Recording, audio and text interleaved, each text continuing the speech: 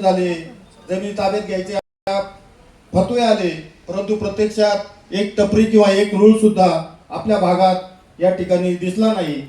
आणि अगदी 4-6 महिन्यापूर्वी जी कल्पना आपण केली नव्हती ती संकल्पना या ठिकाणी आली की आपल्या भागातून जाणारी रेल्वे ही गायब झाली।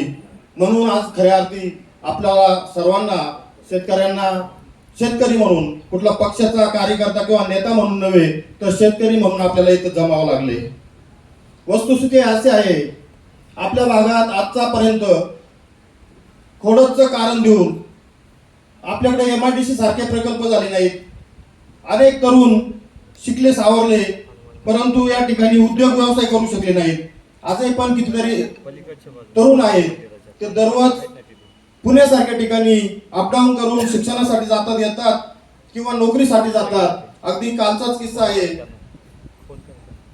रात्री पुणे ते चाकण या ठिकाणी 4 तासाचा प्रवासाचा वेळ लागलाय, शिवाजीनगर ते चाकण म्हणजे रात्रीचा किस्सा आहे।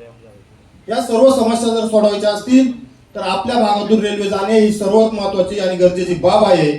आपला तालुका हा हरित क्रांतीचा तालुका आहे, आपल्या भागात 5 धरणे आहेत।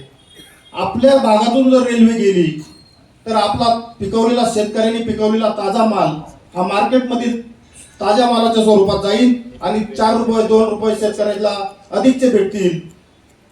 तरुण वर्गाला त्या ठिकाणी शहरात जाऊन मोठमोठ्या पॅकेज देऊन त्या ठिकाणी रूम घेणं शक्य नसते, ते अपडाऊन करून शिक्षण घेतील।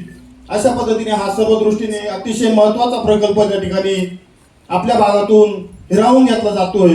म्हणून आपण सर्वांनी पक्षीय राजकारण न करता सर्वांनी संघटित होऊन हा लढा जिंकायचा आहे, हाच उद्देश ठेवून उद्याच्या 9 तारखेला आपण त्या ठिकाणी आळेपाटे या चौकात आयोजित केलेल्या रस्ता रोकोसाठी संपूर्ण दिवस जरी बसायची वेळ आली, साहेबांनी सांगितल्याप्रमाणे आंदोलनात केसेस जरी अंगावर घ्यायची वेळ आली तरी सर्वांनी ते स्वीकारायचंय आणि हे आंदोलन सक्सेस करायची ही विनंती करतो आणि थांबतो। जय हिंद, जय महाराष्ट्र, जय शिवराय।